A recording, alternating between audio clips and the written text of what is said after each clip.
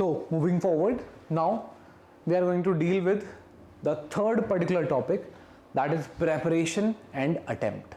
तो preparation जैसे हमने शुरू में भी देखा था under the IPC itself, preparation कभी भी किसी तरीके से punishable नहीं होता, बहुत ही पुरानी पहली स्टेज है. कुछ कुछ उसके exceptions हैं जहाँ पे even the preparation with respect to a few offenses, right, they are also punishable in nature. Preparation to commit dacoity etc. जब बात करते हैं अटेम्प्ट की, that is the next stage, right, उसके बाद सीधा कमीशन होता है, commission of the offence. Attempt के बाद सीधा कमीशन होता है. सो अटेम्प्ट अगर किया जा रहा है, दैट थर्ड स्टेज, पहले इंटेंशन होती है, इंटेंशन के बाद प्रिपेयर करते हो, सेकंड स्टेज, थर्ड में जाके आप अटेम्प्ट करते हो, फोर्थ में उसका कंप्लीशन होता है, कमिटिंग ऑफ द ऑफेंस होता है. So attempt has always been punishable. The only difference that you can find is with respect to attempt to commit suicide. जो सेक्शन 309 आईपीसी में हुआ करता था वो अब हटा दिया गया वहां से, because of section 115 of the mental health care act, जहाँ पे प्रिजम्पशन थी कि वो पर्सन एक मेंटल स्ट्रेस में है, मेंटल ट्रॉमा से गुजर रहा है, जो कमिट करने की कोशिश करता है सुसाइड. उसको पनिशमेंट नहीं चाहिए भैया, केयर चाहिए, राइट. सो उसको ध्यान में रखते हुए बीएनएस के अंदर there is no provision of right the offence of commit attempt to commit suicide. But section 226 of BNS prescribes punishment for anyone who attempts to commit suicide with the intention to compel or restrain any public servant from discharging his official duty. अब जाके क्या करें, जैसे एक person है पहुंच गया police station के अंदर और भैया वहाँ पे जाके कैरोसिन अपने ऊपर छिड़कने लगा और पुलिस वाले से बोलता है कि जो मेरा दोस्त है बेचारा अंदर जेल के अंदर बंद है, उसको छोड़ दिया जाए, राइट. अब इस तरह से कंपेल कर रहा है उसका, भैया मैं नहीं तो सुसाइड कर लूंगा, नहीं तो जाके उसको छोड़ दो तुम, राइट. अगर ये प्रोविजन नहीं होता और सेक्शन 309 भी हटा दिया गया है, now in that case that person can not be punished, right. लेकिन उसी चीज को, उसी एक लैक्यूना को फुलफिल करने के लिए there is section 226 of BNS, जहां पे अगर आप एक पब्लिक सर्वेंट को उसकी ऑफिशियल ड्यूटी करने से रोक रहे हैं, in that case by doing what, by attempting to commit suicide, in that case you can be punished under section 226. Moving ahead with respect to general exceptions, the chapter 4 which is very wide, पहले वो करता था आपका जो chapter 4 है आपका Indian penal code में, वहां पे मिलता था आपको ये. अब अगर हम देखते हैं बीएनएस के अंदर, तो चैप्टर 3 के अंदर इनकलकेट है the entire principles of general exceptions.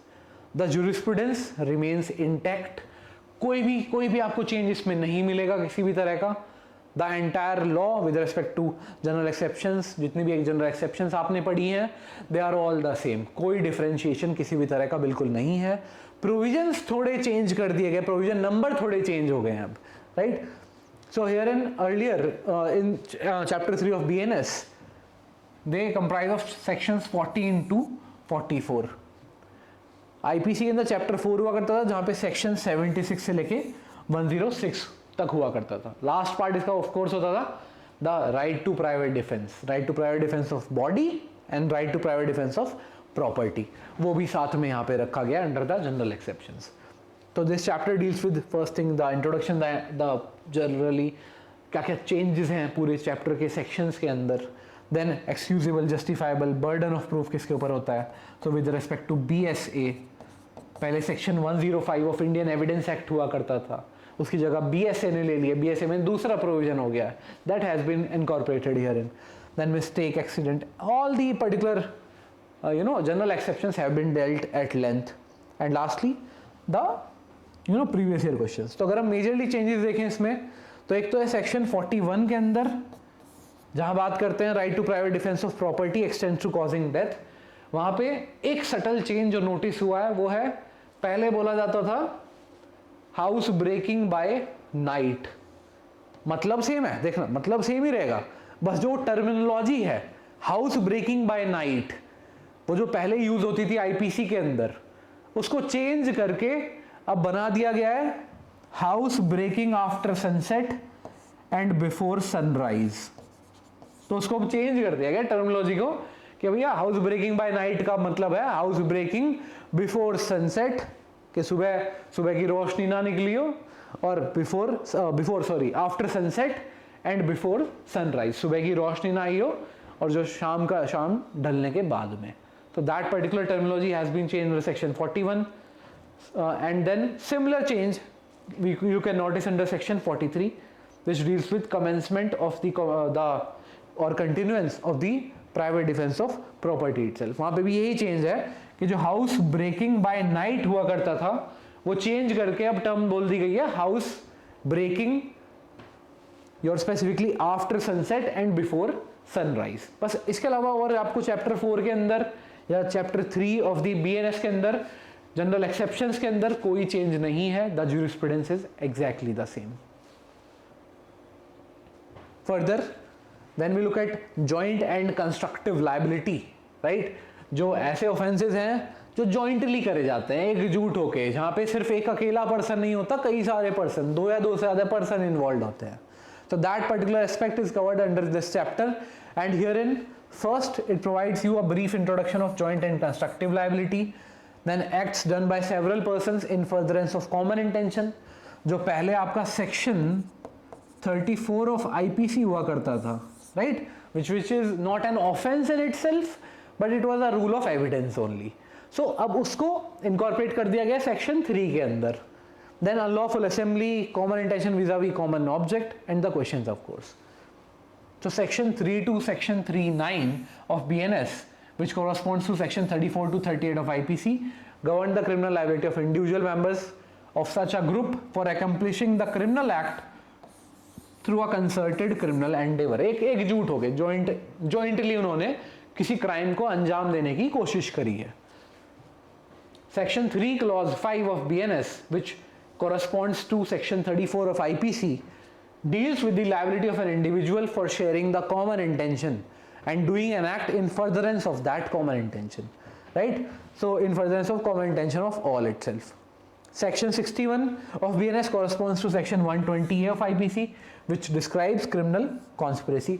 जो criminal conspiracy section 120A के अंदर incorporate की गई थी IPC के अंदर, अब उसको section 61 बना दिया गया है. Nevertheless, there is no jurisprudential change in the particular provision itself.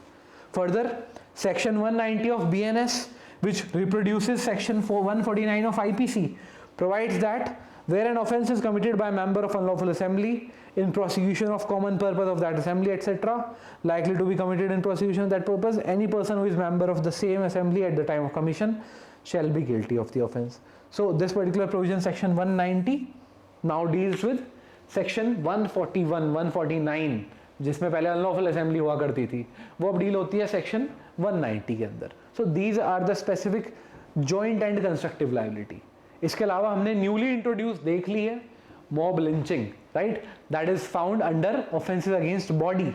वहां पे भी मॉब लिंचिंग का जो नया ऑफेंस क्रिएट हुआ है वो भी एक जॉइंट और कंस्ट्रक्टिव लायबिलिटी है.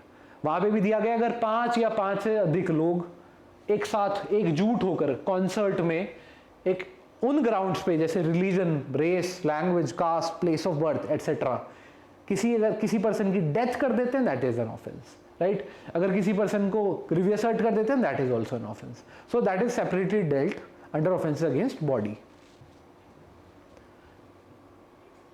Moving ahead with respect to criminal conspiracy and abetment, तो criminal conspiracy under section 121A and 121B of IPC have now been assimilated under section 61 of BNS itself.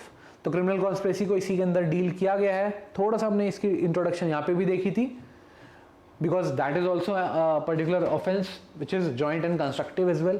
Now further herein, section 45, 46 of BNS provides for section 107 and 8 of IPC, which deals with abatement of a thing and abater respectively. Further, section 47 deals with abatement in India of offense outside India.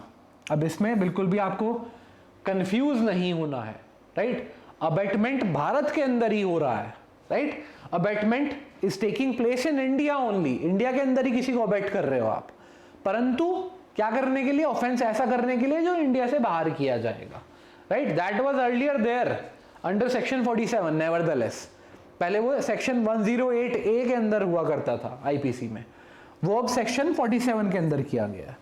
नया offence जो है वो section 48 के अंदर है of the BNS, which provides for abatement outside India for offense committed in India, जो उसका विपरीत है, उल्टा है. Section 49 to 60 of BNS prescribe principles for assessing the extent of punishment liable to be imposed on various types of abettors etc. तो जब हम देखते हैं section 48 at length, it provides a person abets an offense within the meaning of this संहिता, जहाँ पे भी पहले code इस्तेमाल हुआ करता था, the word code which represented IPC, Indian Penal Code, उसकी जगह अब संहिता इस्तेमाल होता है. That is the only difference. Who without and beyond India, without and beyond India, बिना इंडिया के, भारत जो इंडिया है हमारा, इंडिया की जो टेरिटरी है, राइट, उसके बाहर. अगर हम आर्टिकल 1 क्लॉज 3 देखें, वहां पे दे रखा है कि भैया भारत में कौन कौन आता है. It includes all the state territories, it includes all the union territories as well as any other territory which so ever is acquired by the government from time to time. Apart from this, the 12 nautical miles area, right, from the particular nearest coast of the particular territory of India, that is within the territory of India. उसके बाहर जो कुछ भी है, right? So section 48 deals with extra territorial application of the criminal law. पहले भी जो IPC था, वहाँ पे भी section 4 and 5 हुआ करते थे. section 4 and 5 के अंदर दिया हुआ था extra territorial applicability. भाई आर्टिकल 245 जो आपका कॉन्स्टिट्यूशन का प्रोविजन है, वहां पे parliament is very much empowered to make any law, चाहे उस लॉ की एप्लीकेशन एक्स्ट्रा टेरिटोरियल ही क्यों ना हो. Keeping that in mind, even the IPC was extra territorial in nature. The same is given with respect to BNS. यहाँ पे भी same है. वही वहां पे हुआ करता था कि अगर वो पर्सन है citizen of India, right, Bharat का एक नागरिक है, सिटीजन है, and he is committing an offence anywhere in the world with in the purview of IPC. Same is under BNS. Second is with respect to a particular person, any foreigner or anyone, if the offense is committed on any vessel, on any airplane, on any ship, any boat, etc., registered in India, right, that offense can also be dealt under Indian law, under the Indian Penal Code. Same is kept under the BNS. Then third, when the attack, the particular attack or the act or the offense takes place through any computer, right, computer device के through इस्तेमाल होता है, लेकिन attack is being done on the territory of India, it is affecting India, that was dealt within the powers of IPC, within the provisions of IPC. The same is incorporated under BNS.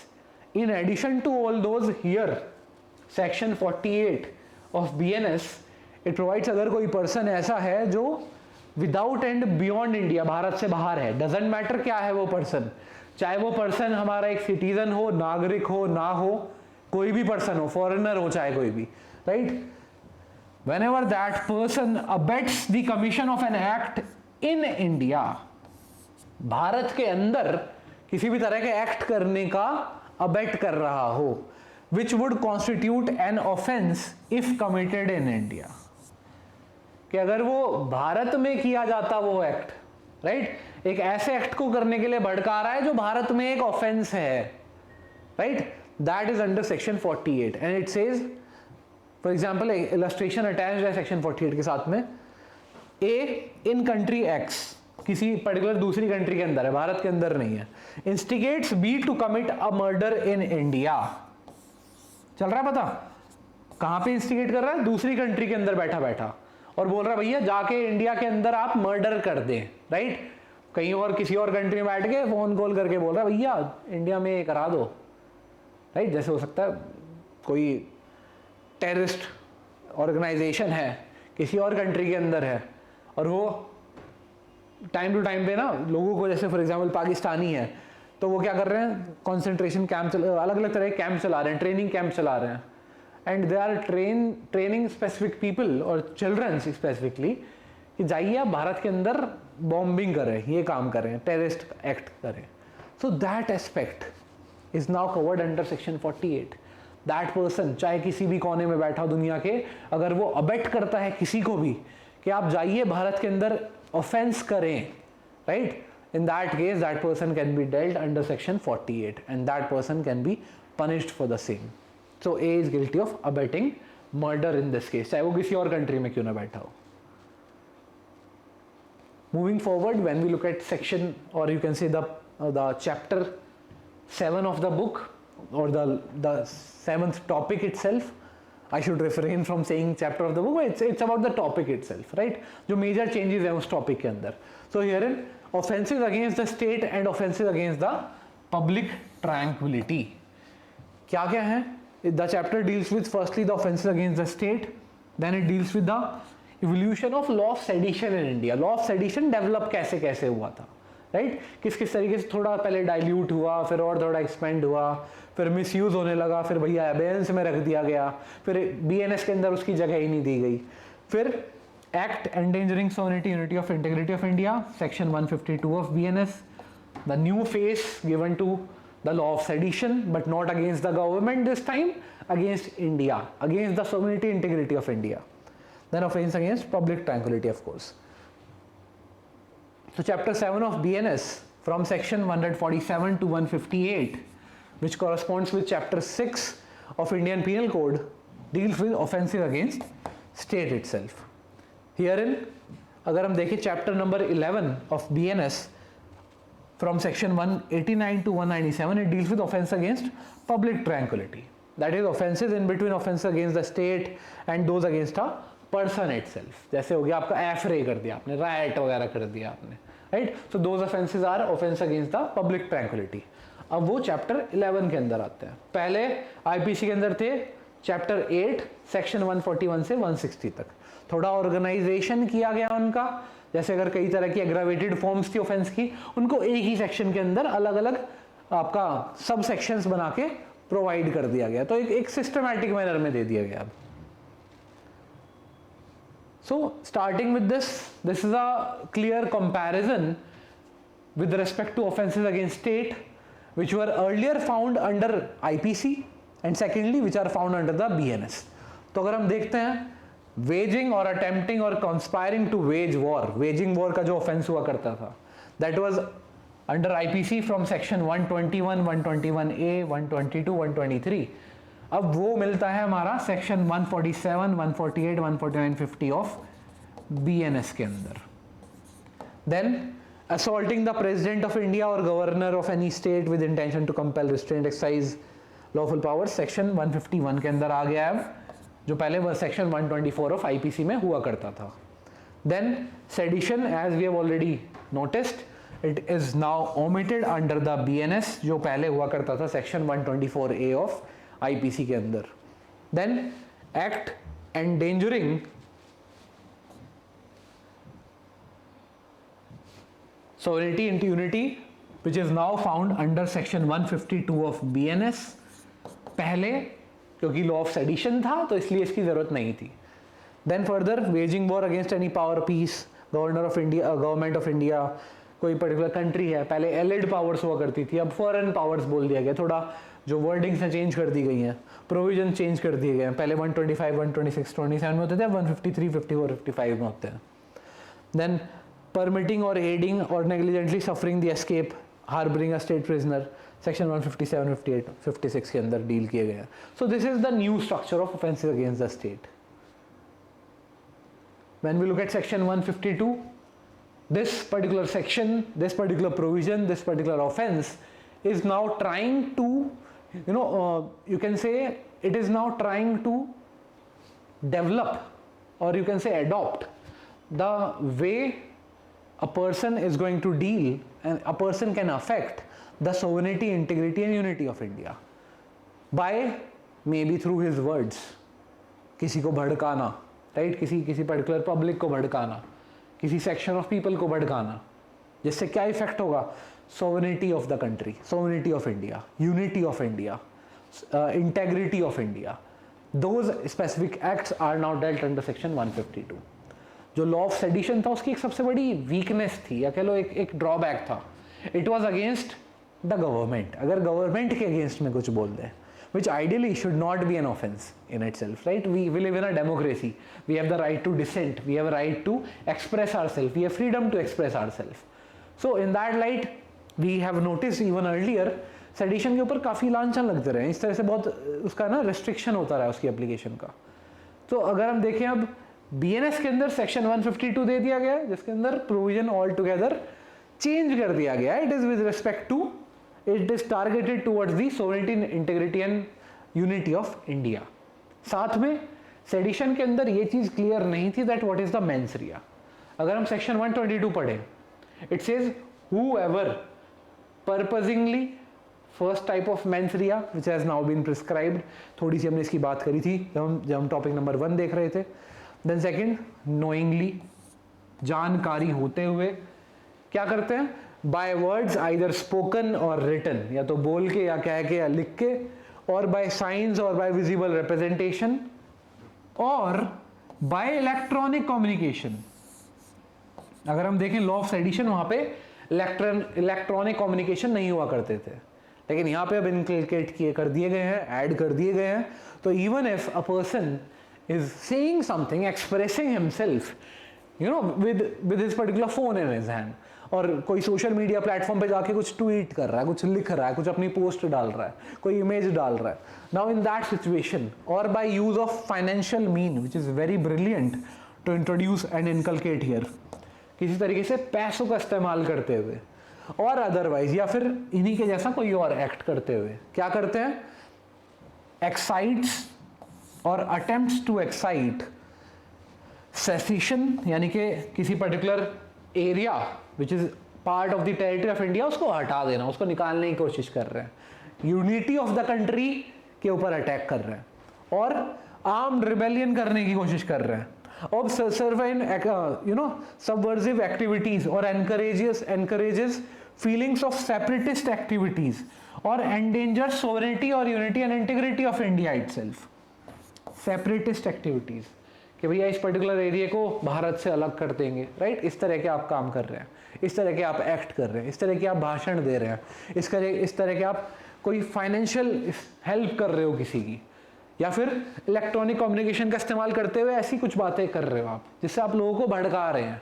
Now in that situation, in this situation, section 152 is there which provides, indulges और in commits any such act. अगर indulge करता है, अपने आप को participate करता है ऐसी किसी एक्टिविटी में, या फिर खुद ऐसे एक्ट करता है, then such a person shall be punished with imprisonment for life, तो उसको आजीवन कारावास दिया जा सकता है, और with imprisonment which may extend to 7 years along with fine as well.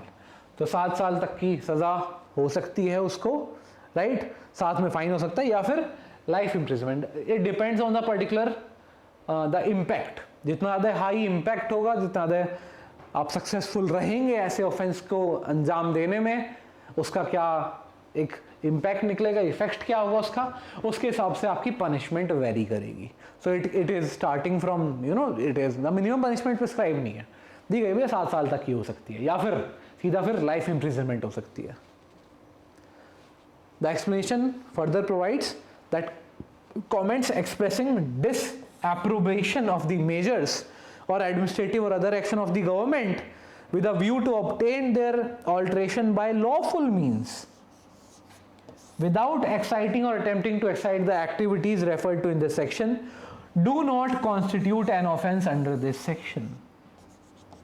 ये explanation काफी vital है, काफी important है, because it limits the particular scope of section 152. यहाँ पे कहा गया है अगर मान लो आपको कोई पॉलिसी, कोई एक्टिविटी, कोई क्रिया पसंद नहीं आ रही है गवर्नमेंट के द्वारा जो की गई है, कोई पॉलिसी बनाई थी गवर्नमेंट ने जो आपको नहीं पसंद है, जैसे right now if you look at Ladakh, right, the person is on hunger strike for the past 21 years. क्यों? क्योंकि भैया आपने पहले मैनिफेस्टो में लिखा था जाके लद्दाख के अंदर हम ऐसे ऐसे करेंगे, उनको स्केड्यूल का एक स्टेटस प्रोवाइड करेंगे, वहां पे एम्प्लॉयमेंट जनरेट होगा उसकी वजह से, but now you have not given that, so what is he doing? He is going on a hunger strike, he is asking, right, he is not using any unlawful means, वो कोई भी unlawful manner का इस्तेमाल नहीं कर रहा, separatist होने का बात नहीं कर रहा, राइट, भड़का नहीं रहा लोगों को, क्या कर रहा है वो पर्सन? पीसफुली प्रोटेस्ट कर रहा है। That aspect which shows disaffection is not at all a crime under section 152. It is only those activities which are performed with the particular purpose or with the knowledge to separate, to attack the sovereignty, integrity and unity of India. So section 152 is now there which deals with this particular offense. Now moving forward, when we look at section or the 8th topic, that is offenses against human body. In this particular topic, first is the overview of all the offenses affecting human body. One maybe which affects the life of a person, that is the culpable homicide, that is the murder, right? Those type of offenses. Then there may be some which will affect the body itself, जैसे कि hurt हो गया, grievous hurt हो गया, right. Then नए तरह के offences जो सेक्शन इस पर्टिकुलर चैप्टर के अंदर इंट्रोड्यूस हुए हैं, बीएनएस के अंदर नए इंट्रोड्यूस हुए हैं. कल्पेबल होमिसाइड मर्डर जो पहले सेक्शन 299 एंड 300 में हुआ करते थे आईपीसी के अंदर, तो आईपीसी में 299 और 300 ही याद रखते थे सब कि भैया उसमें है. वो अब नए बीएनएस के अंदर हो गए आपके section 99 and 100 of BNS. Section 99 of BNS deals with culpable homicide. The jurisprudence is totally the same, the word to word it is just the same, no differentiation is there, right? Secondly, when we talk about murder, just the same. हाँ, थोड़ा structuring better करी है. पहले जो आपका जो provision था murder के रिगार्डिंग, उसमें प्रोविजंस जो सेक्शंस थे प्रॉपर नहीं बताए गए थे, सब सेक्शन सही से नहीं करे गए थे, फर्स्टली सेकेंडली थर्डली फोर्थली दिया हुआ था. अब थोड़ा प्रॉपर तरीके से स्ट्रक्चर कर दिया गया है under section 100 of BNS, which now deals with the offense of murder itself, which is an aggravated form of culpable homicide. Then hurt, grievous hurt, wrongful restraint, wrongful confinement, criminal force, assault, kidnapping, abduction, etc. So this chapter 8 deals with these certain topics, and now we will move forward with the respective changes, major changes under this chapter, under this particular topic itself.